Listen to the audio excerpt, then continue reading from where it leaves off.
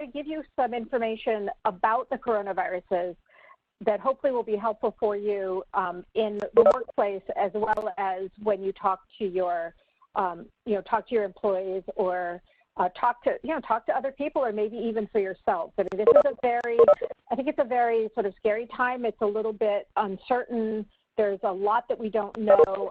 And so there's a lot of information out there, and there's a lot of conflicting information out there. So this presentation is for you. It's to try to give you what information we have and to be really honest about what we know and also what we don't know. And I'll tell you two things right up front that I think are really important. The first is, I don't know everything, and a lot of us don't know everything about this virus and about what's going on with the virus. And then the second is that a lot of what I'm going to tell you today is best information that we have at this time, but things are changing very, very fast. And so what is in this presentation is accurate as of today, but may not be accurate 2 weeks from now, 3 weeks from now, 4 weeks from now, or even 6 months from now. And I think that's absolutely critical to understand. I'm going to give you the best information that I have right now, but it may, looking back on it in December, there may be things in here that are no longer accurate. So please remember that this is in flux, and we don't have permanent answers for you. So Elaine, if I could have the next slide, please. I want to tell you a little bit about coronaviruses. So coronaviruses are a common group of viruses, and I think that's the thing that's going to be really important to understand. Most viruses, there are a lot of coronaviruses, and you're going to hear a lot about different types of coronaviruses. There are 7 types of coronavirus that affect humans. There are other coronaviruses that affect dogs, that affect cats, that affect camels, that affect bats. There are lots and lots of different types of coronaviruses, but there are 7 that we know of that infect humans. So COVID-19 is not called COVID-19 because there are 19. It's called COVID-19 because it was described in 2019. There are 4 human coronaviruses that cause the common cold, and then there are 3 additional ones, and those 3 are SARS, MERS, and SARS-CoV-2. So this virus is called SARS-CoV-2, and the disease that is caused by the virus is called COVID-19. And the virus spreads human to human primarily by respiratory droplets and by aerosol spread. And I think that we are developing information right now that is suggesting that aerosol spread is a very important part of spread, and it's going to be a very important part of having conversations about the workplace. Can I have the next slide, please? So coronavirus, people are contagious 1 to 2 days before symptoms show, and what makes this a complicated illness is that at least 35%, maybe more, of people may not have any symptoms at all. 80% of people who have symptoms appear to have mild to moderate symptoms. An additional 15% of people who catch coronavirus will have moderate symptoms and may end up in the hospital, and about 5% of people who catch COVID-19 or this particular coronavirus will end up needing intensive care.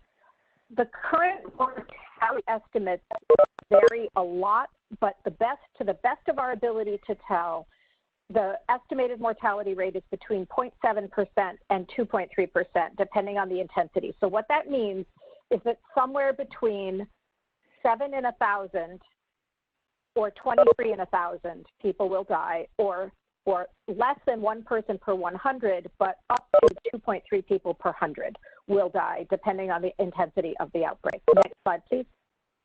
So what are the symptoms of coronavirus? As you'll see, there is a widely expanding list of what we see in coronavirus, but the fundamental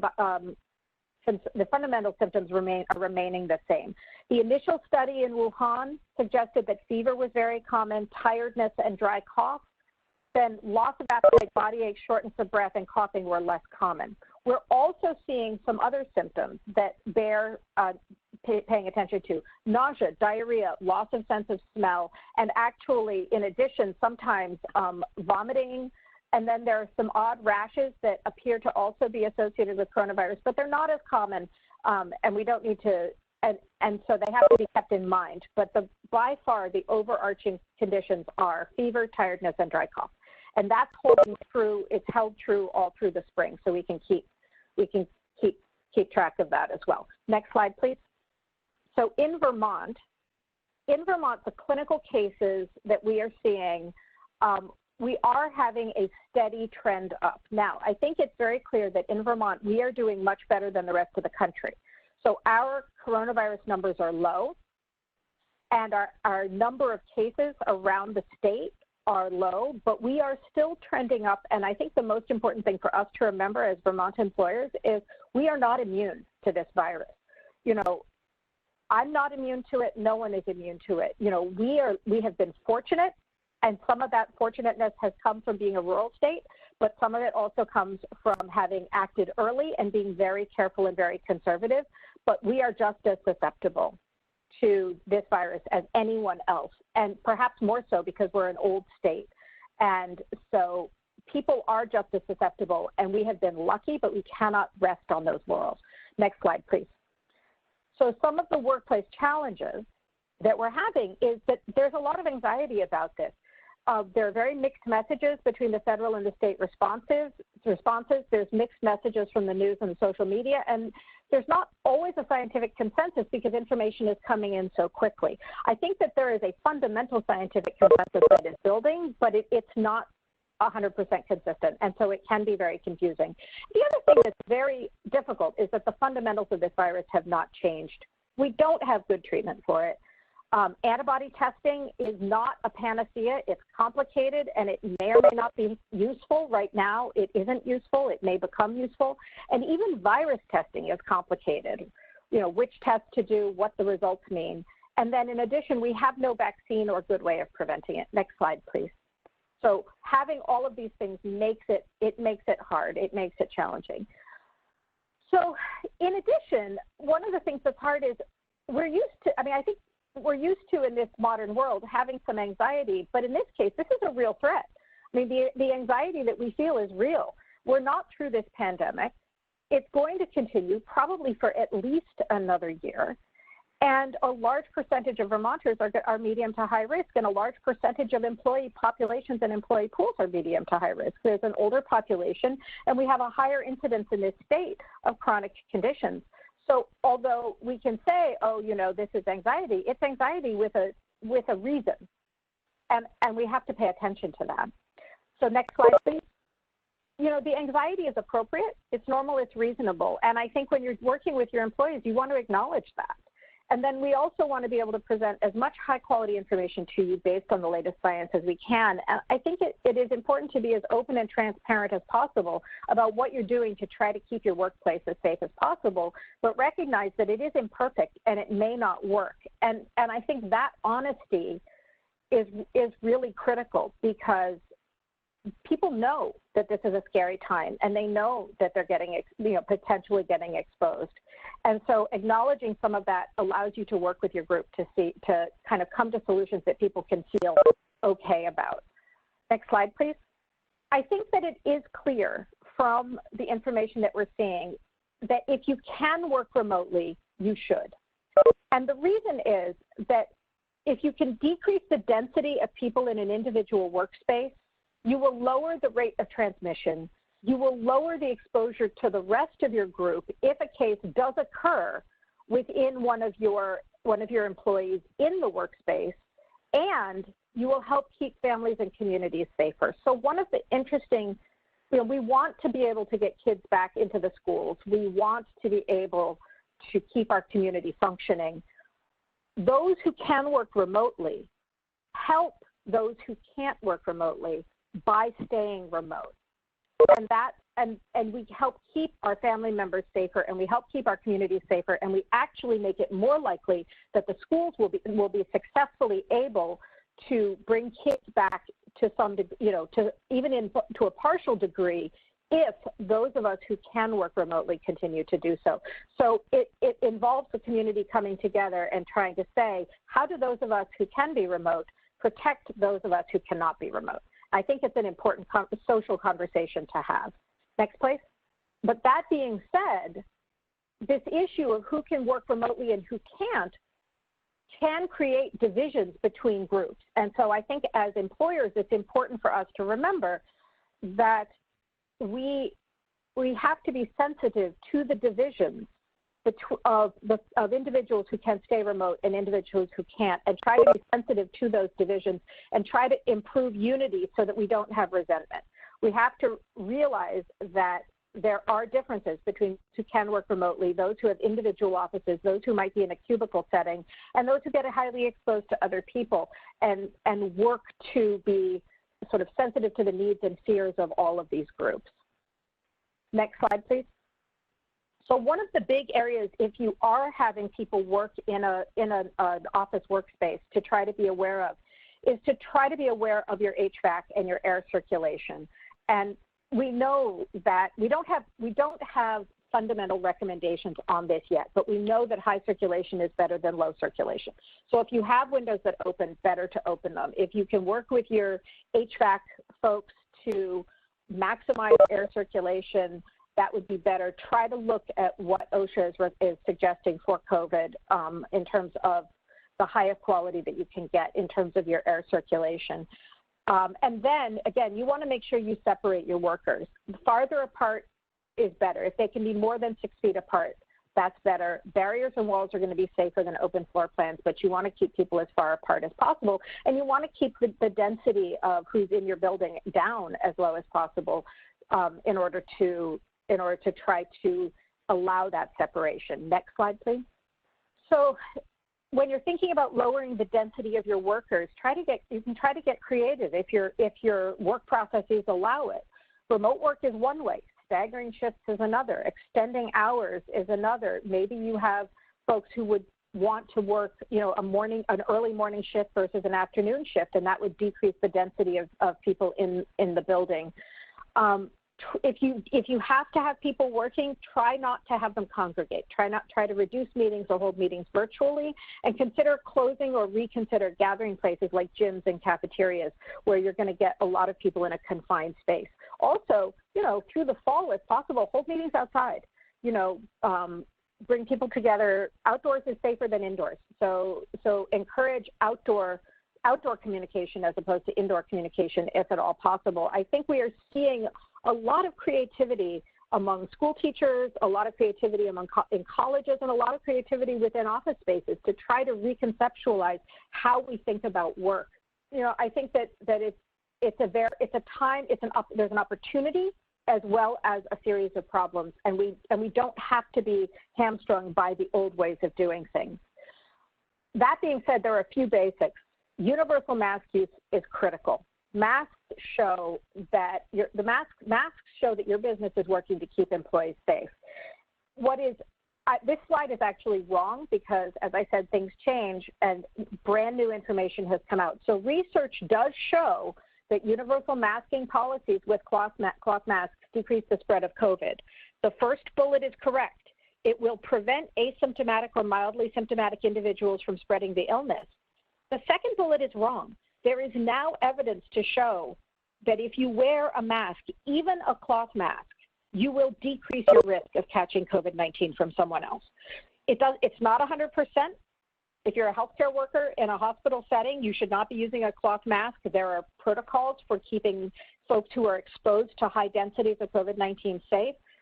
But there is evidence that says that a 2-layer cloth mask now actually has some individual protective effect as well as keeping everyone else safe. So we wear masks to protect each other, but in fact, we are also protecting ourselves. So this is what I mean when I say that things are going to change. I wrote this slide, a week ago. It was correct at that point. Now there's evidence to show that it's not real. Things are changing very quickly. So trying to keep up on what's happening is very important. Next slide, please. Sorry, we just had a question come in. It says my child was allowed to wear a face shield during summer, but I just heard that they are not effective. Is this true? So it depends on what you're talking about when you're talking about effectiveness of face shields. So a face shield is effective for preventing respiratory spread that is in droplet form.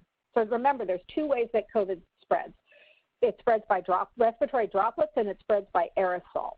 So the face shield will help with droplet spread in that if someone else is talking and and the droplets from their mouth are extending and hitting your child, it will stop that droplet from going in their nose, their mouth, and their eyes, which is probably how we catch COVID.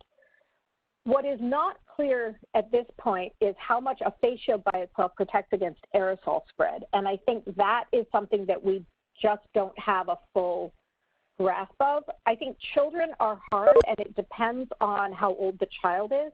There's some burgeoning evidence out of South Korea that's very new that children under 10 may not spread COVID the way adults do. And it probably has to do with their lung volume, that they're not capable of projecting the way adults are. But again, this is an area that's changing very quickly, and we know that older kids can spread it.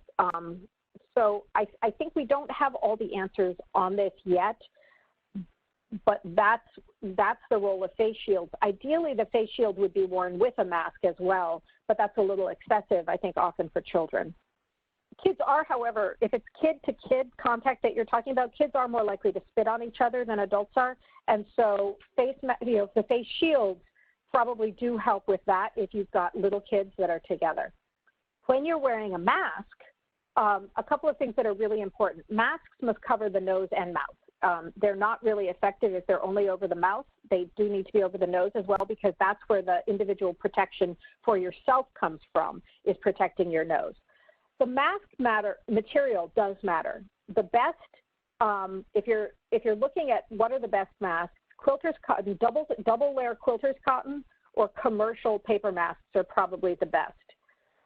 In general, woven fabrics are better than knitted fabrics, and knitted masks really don't work well at all because there's big holes in them and stuff gets through. Masks are hot and they're annoying, and that is frustrating for people, and I get it. So when you're thinking about your workforce, offer frequent breaks where people can go outside, stand by themselves, and take their masks off. I mean, we do get used to them with time, and there are cultures where universal masking is just part of what people do, but we're not used to them, and so it does take time to get used to them. So anything you can do to help people would help your employees get used to them will be appreciated by them. Next slide, please. So let's talk about cleaning. I'm sorry, maybe Elena, before I talk about cleaning, do you want to break and ask some additional questions? I do have one question, Dr. Kate. What about face shields? Because we see a lot of, now that face shields, more and more people are starting to adopt those. Are those better than masks? So face shields are different from masks, as I said. So face shields protect against droplets. So we all spit when we all sort of spit or project droplets when we talk, and the louder we're talking, the more we project droplets. So for example, singers project a lot more droplets than people who are talking quietly. They also protect people against the spray that comes from coughing or sneezing, right? So a face shield doesn't have any protective effect against the aerosol spread. A mask is much more effective for aerosol spread. So when they do studies where they look at coughing and sneezing, and they make it visual to see how far the cloud goes when we cough or sneeze, you may not realize it, but if you sneeze without covering your mouth, you actually spray almost 12 feet. So it's really far. And so the face shield will stop you from spraying quite as far, but a mask will stop you more. A high quality 2-layer quilter's mask made of cotton will take a sneeze and you will only spray 2 inches. So that's a very, very impressive improvement from the 12 feet that we would normally spray with an uncovered sneeze. Coughing can go between 6 and 9 feet. And again, with those quilter's masks, it only goes about 2 inches. With a face shield, it will not go as far, but you still get leak around the shield. So, so the shield is not 100% the mask. The masks are better, and the combination is probably the safest. Looking at the other questions, the ventilation, yes, that question of your building has fixed windows. How much can you push the landlord to ensure proper ventilation? Legally, I don't know the answer about how much you can push your landlord, because I'm not a lawyer, but I do think that it would be very appropriate to ask, you know, can you make sure that the airflow is improved as much as possible? With regard to sanitizing, there is information available on sanitizing on the CDC website, and there might actually be on the Vermont Health Department website, but the CDC does talk specifically about sanitizing, and I am going to talk some about cleaning and what to worry about. And then as far as the hot spots, the areas of most concern when you return to the physical office are going to be the places where everybody is. So the higher it's not, so you have to remember, it's not the building. The building isn't sick. The building is not the problem. This isn't like a chemical leak or a gas leak or something like that. It's not the building, it's the people in the building that are the problem. So the greatest risk is the people in the building. So if you could do one thing, I'm going to give you two things, sorry. If you do one thing, put a mask on everyone. If you could do two things, mask and hand washing are the biggest things that you can do, because it's the people that are the problem, not the building itself. The question, once a mask has been worn and you take it off for eating or leaving the office, yes, you can rewear that mask. People tend to sweat into their masks, so when a mask becomes, you know, really soiled, it's important to replace it or wash it, but masks can be reworn. The Hanes face masks, I believe, are knitted, and I haven't seen them tested. They are 100% cotton, but they are knit rather than woven, and the woven cotton, the quilter's cotton, has shown in tests to be the best, but I haven't seen testing on the Hanes face masks themselves, so I don't have a good answer there. And then the next question, for people who have a doctor's note not to wear a face mask, so if you have someone who has a doctor's note not to wear a face mask, you would be better off keeping them remote if possible, because the problem with someone who can't wear a mask is that they risk exposing other people, right? So it's not, the problem with us having someone who can't wear a mask is that they become a liability to everybody else in the office. So if they can't wear a mask, your best bet is to put them in an office by themselves so that they aren't around other people. If you can't have them work from home, which would probably be the best for them, would be to find a way that you can have them out of the building. So that's the answer to that question. So let me go on about cleaning, and then I'm happy to answer additional questions if you want to throw them into the chat, because I can't actually see the chat because Elena is presenting. So in terms of cleaning, frequent cleaning of common surfaces is really important. Bathrooms, doorknobs, counters, stairwells, and common equipment. And at a minimum, it's best to clean those three times per day. If it's your own keyboard, you don't have to worry about cleaning it as long as you're the only person. If it's your own mouse, you don't have to worry. Doorknobs, I'll tell you as a pediatrician that doorknobs are a particular problem. And in fact, ironically, the doorknobs in a pediatric office are more of a problem than the toys in a pediatric office. Studies on toys where kids slobber all over them and play with them, and then another kid comes and slobber all over them, do not pass illness the way doorknobs do. And the reason is that the virus is not particularly, well, okay, so I'm going to answer the question in the chat at the same time that I answer this. So the virus is not particularly strong. And so the way that you spread it by hand contact is you touch something that someone else just touched after they touched their face. But it has to be in very close proximity. So I touch my face, I cough, I have it on my hands, I touch the doorknob, someone comes right in behind me 30 seconds later, 45 seconds later, touches the same doorknob, and then touches their face. That is how the contact occurs. It's my face to my hand, to the doorknob, to your hand, to your face. That is how that flow of infection works. So if you touch your face and then you touch a doorknob and then I touch that doorknob but I never touch my face, I'm not going to catch COVID from that doorknob. I'm not going to catch it through my hand.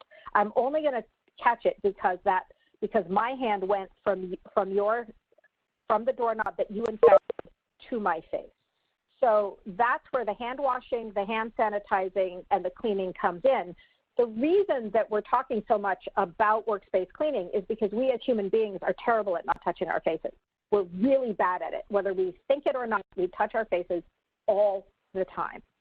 So the answer to this question is respiratory is the primary contagion route, but because we are really bad at not touching our faces, we are very capable of doing that touch a contagious surface and put it in our face move. If you can work with your employees to not touch their faces, then they will be much safer. But because we're so bad at not touching our faces, that's where cleaning becomes important. I hope that answers that question. Interestingly, the virus persists the longest on hard, smooth surfaces, plastic and metal. It does not appear to persist on fabric. It does not appear to persist particularly long on cardboard or loose plastic, which is why you don't have to wash your groceries. But plastic and metal are the places that we do see it. And so it's when you have the contagious person touch their face, touch the doorknob, and then someone else comes in, touches the doorknob, touches their face, and that's where we see it. Next slide, please. But to answer this other question about contagion route, aerosol and respiratory are the primary. This hand-to-mouth thing is probably the third most common way of spreading it. So this is where frequent hand washing comes in, because remember I said if you can do two things, it would be mask and hand washing. And that's because hand washing does two things. It gets it off your hands after you've got it on your hands from using the doorknob, and it makes you safer because now your hands are clean when you inevitably touch your face, because we do all the time. So frequent hand washing with soap and water will decrease transmission. And what you can do is there are really good instructions on how to wash your hands. Most people do not wash their hands right. You can post those in the bathrooms.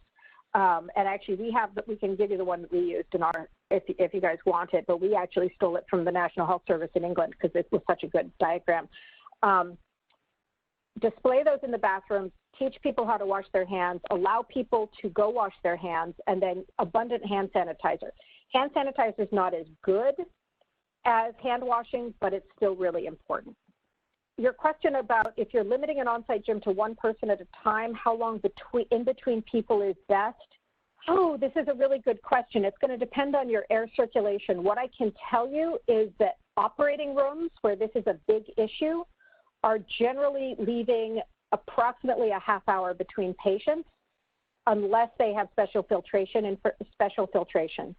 So, you know, somewhere between, and those ORs have very strong air circulation, whereas I don't know that work sites have the same kind of air circulation that operating rooms do. And so I would say somewhere between 30 minutes to an hour is probably your best time to let any aerosols sit, which is a pain. I'm sorry, I realize that, but it's probably realistically the case. Defining aerosols. So, sorry, I should have done that. So when I'm talking about respiratory droplet versus aerosol, if you think about aerosols, aerosols are little tiny particulates, like, for example, when you spray out of a can. So if you spray paint, that is an aerosol. If you are spraying hairspray, that is an aerosol. If you are spraying, you know, underarm deodorant, that is an aerosol. So an aerosol is when the thing that is emerging from your mouth has been reduced to very small droplet sizes, very, very small sizes, little tiny particles, rather than, you know, big gobs of respiratory droplets. So when you sneeze or cough, you get sort of wet stuff that comes out. Aerosols are more dry, but they contain little particles of virus. And the problem with aerosols is that they go much farther. So aerosol spread will go much farther than the aerosol spread of the virus will go much farther than the aerosol spread, than the respiratory spread. For example, the basketball game up at UVM, where multiple people within the entire section of the stadium got sick, that was aerosol spread because it went much farther than respiratory. It's very unlikely that the person who spread that was actually able to get wet drops on everyone that they spread it to. It was probably aerosol. There was an example of a choir practice where the person on the rear left-hand side of the choir had COVID, and they sang together in a closed room for 4 hours, and everyone in the choir got COVID except for the 4 people in the front row on the opposite side of the chorus. That's aerosol spread. And so it's much more much more pervasive, and it infects a much larger number of people, and it's what is involved in what are called super spreader events, where one person will be sick and 150 or 200 people will get ill. So I hope that makes sense. If it doesn't, please write back in and I'll try to do a better job with it. Can I have the next slide, please? Sorry, go ahead. Thank you, Dr. Kate. I have one more question that came in privately. Could you speak about the risks of seeing your massage therapist, your chiropractor, your hair, or visiting a hair salon, or getting your nails done? So these are all really tricky areas because you are getting very close to somebody. But the good news is that those individual people are probably very sensitive to what is happening, really understand how to be careful. Hair salons generally already have very significant safety and cleanliness standards, so they're going to be very aware of what they need to do in terms of safety and cleanliness. Same with chiropractors, same with massage therapists. Generally, I would expect that the massage therapist would wear a mask, you would wear a mask, and then you want to be respectful of your massage therapist. So if you have been exposed, if you're at risk, if you're sick, it's respectful not to go see them, and it's also respectful to expect them to do the same thing, to make sure that if they have any known exposure or anything else, that they also are being very careful. And same with the chiropractors, and generally they are. Generally, they're making sure that they have reasonable room turnovers, that they are not bringing people in close succession. And those one-on-one interactions are actually okay, generally, as long as both people are healthy and both people are masked and there's appropriate hand washing going on, those one-on-one encounters are actually relatively safe right now. It's large gatherings are probably less safe, and that's where this question of large people within workplaces groups within workplaces are generally concerning, more concerning for that reason, because you have a lot of people in a single space. But those one-on-one encounters are generally actually relatively safe as long as everyone is responsible. So as far as aerosol spread, does social distancing do anything to protect you? It's hard to protect against aerosol spread. A cloth mask will help protect you against aerosol spread, and then avoiding large groups will decrease your risks of being exposed to someone who might be aerosolizing. But there's no 100% guarantee to keep you safe from aerosol spread. And then with the question of entry through non-intact skin, not really, quite honestly. I don't think there's been any documentation of COVID coming through non-intact skin.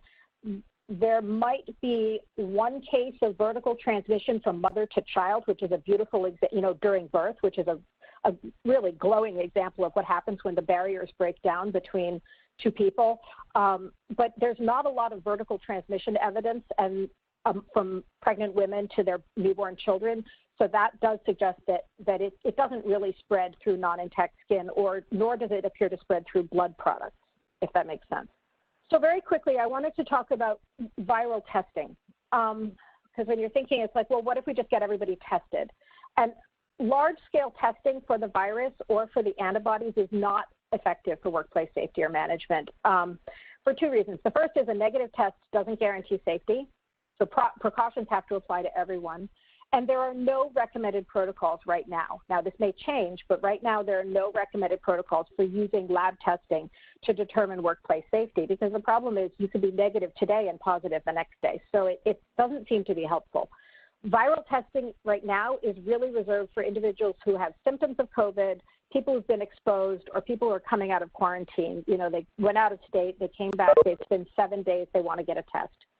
And antibody testing has no clinical usefulness at this time. And I'm sorry to say that. I wish I could tell you otherwise.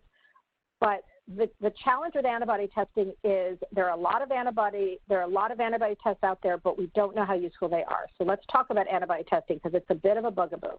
Can I have the next slide, please? So what is antibody testing?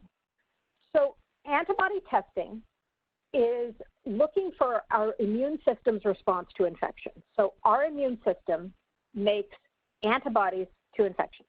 These antibodies are the little left-hand Y shape, that little blue thing. Those are chemical compounds that are very specific for one infection or to a group of infections, and they circulate in our blood, and they attack the virus and help us fight it off. And the way I think about antibodies are, they're a little bit like kids playing capture the flag. The antibody circulates around, and when it finds the guy on the other team who grabbed your flag, it gloms onto that person and starts screaming loudly, hey, over here, come help me. That's how antibodies work.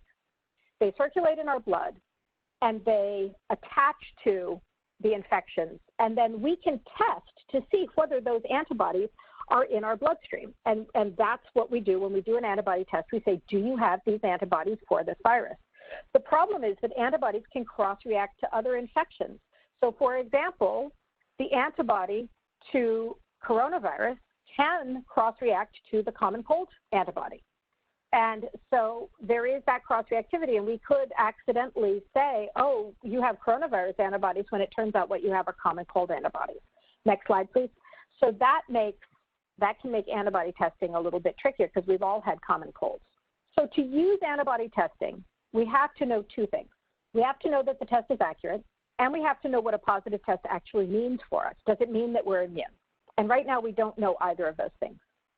We don't have enough data yet to know whether the tests that are currently FDA approved under the emergency authorization are accurate.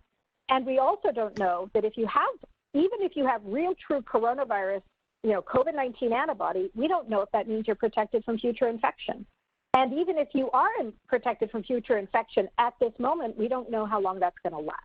Can I have the next slide, please? So that makes antibody testing very tricky.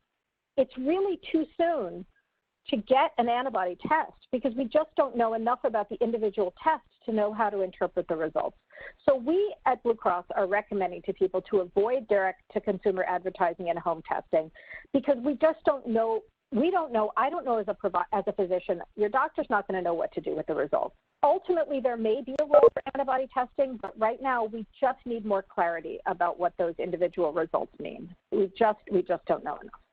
So this is all very kind of depressing. Can I have the next slide, please? So let's talk about medical advances. There are a lot of drugs being mentioned in the news. There are many drugs that are being investigated, but at this moment in time, very few drugs have been shown to be useful against severe COVID. I mean, the few drugs that have been shown to be useful are against severe COVID. There's really no drugs out there for mild COVID. The studies on hydroxychloroquine are not showing that it's effective and actually show that it may be dangerous. The good news is that the ICU doctors are getting better at providing treatments that patients need and save lives. But the fact is this is a dangerous, long-lasting disease with a lot of complications, and your best approach is to try very hard not to get it in the first place. Can I have the next slide? So the question is, what else do we know? Well, we know that children still seem to be much less likely to actually get sick from COVID-19. They still catch it, but they don't seem to get as ill. And in spite of the news, it is important to remember that most people who get COVID-19 do actually end up doing okay. But some people do get severely ill or die. And there are some people who get COVID who are going to have longstanding or life-altering disability as a result. So we do have to try to be responsible about protecting our employees as best as we can. Go ahead to the next slide, which is a really complicated thing. So this is what I want. A lot of people want to know. They're like, so when do we get back to normal, right? Because this is really sort of exhausting. And the problem is COVID-19 is unlikely to be a one and done. I think we're going to see additional waves for at least the next year or two. It's possible that a vaccine will only be partially effective and that it has to be given annually. So we have to actively think about what this is going to look like in the long haul because we want to be living and working well now. How do we make it work well for ourselves? How do we make it work well for our employees? How do we make it look well for our customers? And in answer to the question that just popped up, the data is growing that you may be able to get COVID more than once. And the reason for that is that, you can stay on that slide right now. And the reason for that is that you can get all the other coronaviruses more than once. And so, and when we see the antibody tests right now, it looks as though antibody levels fall and people do become susceptible again. So it is very likely that we can get it more than once, but we don't have a definitive answer on that yet. So other factors to consider, far is better than close. If you can keep your employees spread far apart, that's going to be safer. Small groups are better than large groups. Outdoors is better than indoors. And we are expecting to have outbreaks this winter, significant outbreaks. Density matters. The more people you have in a space, the faster and the more disease spreads. And the other piece is large respiratory or high respiratory efforts will spread more droplets and aerosols than low. So singing will spread more than talking. Basketball will spread more than golf. So when you're thinking about who you have where and what they're doing, those are the important things to consider. Next slide, please.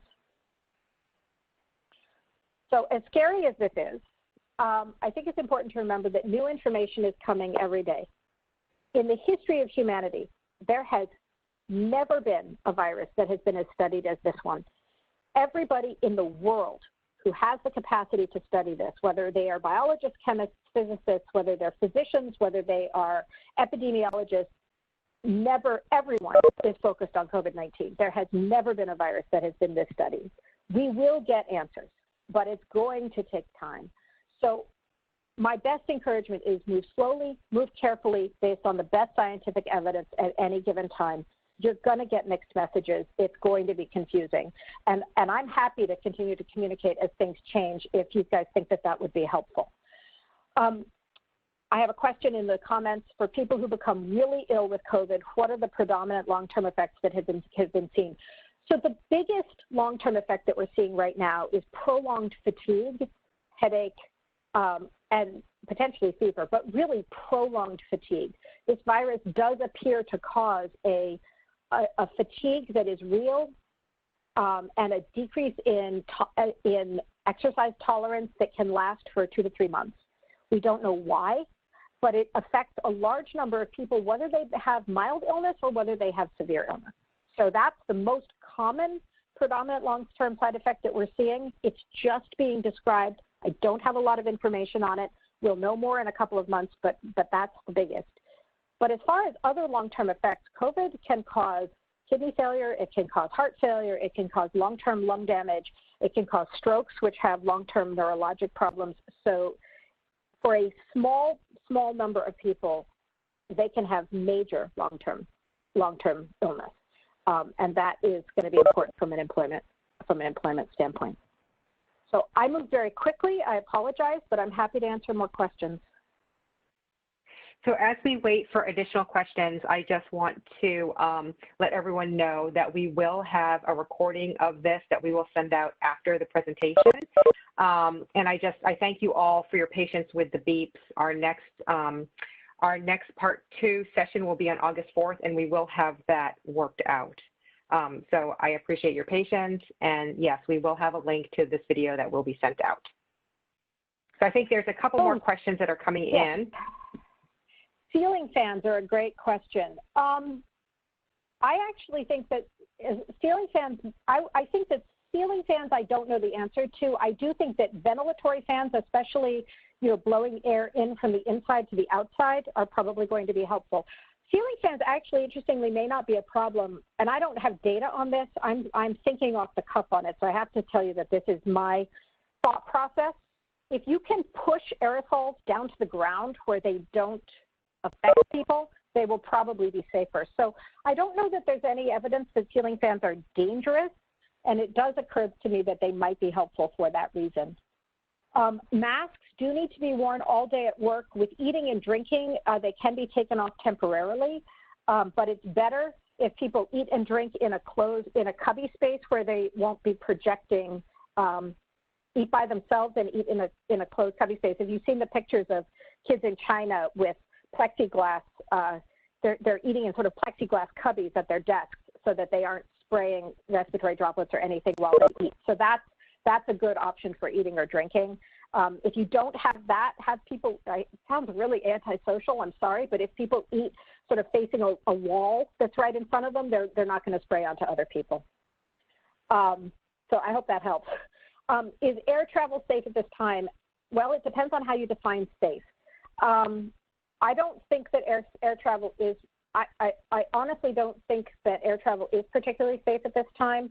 If everybody on the plane is masked and they are enforcing masks on the plane, if you have an airline that is enforcing masks, it will be safer but you know, you still have exactly what we're talking about. You have a lot of people in a confined space with low air circulation. That by itself is a challenge and a risk. So you have to determine why you're traveling by air, if it's worth it. You know, if your parent is sick and you need to go visit them, it's probably worth the risk. If it's an optional trip, you have to think twice. And some airlines are really starting to crack down on people who refuse to wear masks. I think Southwest just put out an absolute mandate, so that's going to be your best bet. Should eating in the company lunchroom be permitted? You're better off probably not having a gathering space like that. You're probably better off having people eat at their desks individually, preferably with a barrier where they're not going to spread any kind of respiratory spray. And I mean, this is a very antisocial time, and I feel bad about that. It's one of these things we all have to determine, but from a safety standpoint, you are better off having people eat at their desks. Okay, so I don't think that we have any more questions at this time. Thank you all for attending our wellness webinar session, and be on the lookout for the next one. Thank you, everyone.